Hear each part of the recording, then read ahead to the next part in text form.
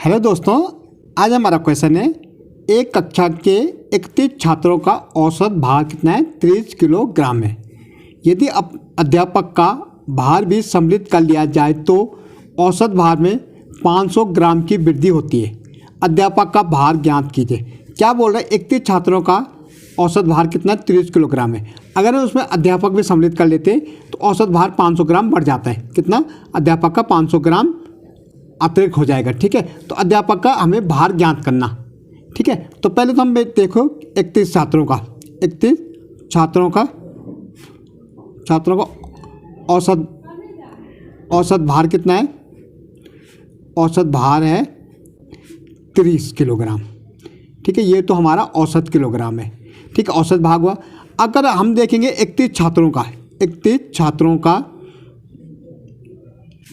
कुल भार, अब ये तो औसत था ना, लेकिन कुल कितना भार था उनका, तो कुल भार निकालने के लिए कितने छात्र हैं? 31 छात्र हैं और गुणा गया, भाई औसत 30 है तो 30 गुणा करना पड़ेगा।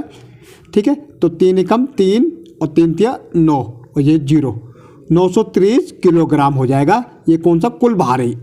ठीक है, कुल भार है ये। ठीक है, कुल भार कितना है इनका? 31 छात्रों का इतना है। अब देखो अध्यापक का हमें दे रखा था, अध्यापक का औसत भार कितना है? 500 ग्राम है। अब ये तो ग्राम में है।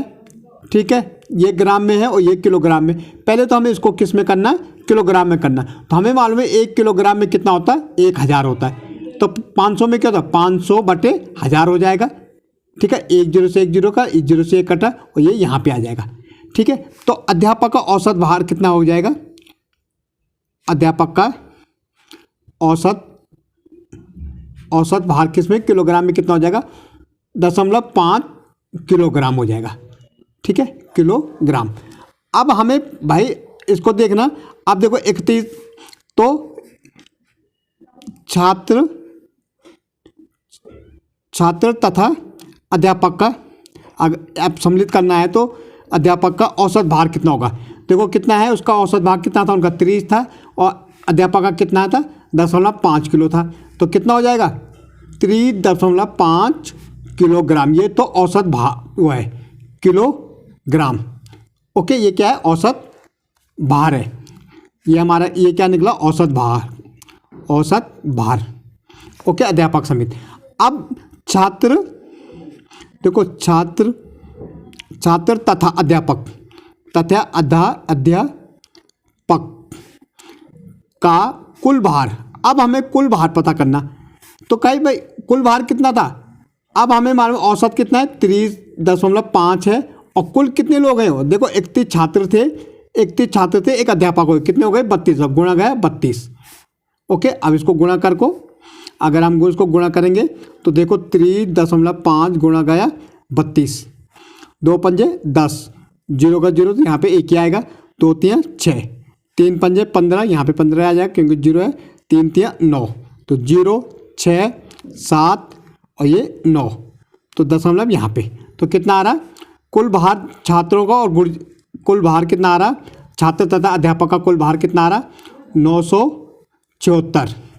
यह आ रहा किलोग्राम में, तो किलोग्राम। ठीक है, किलोग्राम। अब हमें लेकिन निकालना था किसका? अध्यापक का कुल भार। तो अब ये बोल रहा होता अध्यापक का भार कितना होगा? तो अध्यापक का भार देखो, अध्यापक का भार कितना आएगा? अध्यापक का भार आ जाएगा हमारा, भाई देखो जब हमने अध्यापक समिति निकाला तो ये आया कुल भार, तो कितना आया? 976 आया। सिर्फ छात्रों कितना आया था? 930 आया था, तो माइनस 930 कर दो। भाई 930 छात्रों का था और जब हमने अध्यापक सम्मिलित किया तो 976 हो गया। तो इसमें अध्यापक का क्या आ जाएगा? अध्यापक का भार आ जाएगा। ठीक है, सॉरी, अध्यापक का भार कितना आ जाएगा? 6 में 6, 7 में 3 गए 4, ये 46 किलोग्राम आ जाएगा। कितना? किलोग्राम। ओके, तो हमारे को पता लग गया अध्यापक का कुल भार कितना है?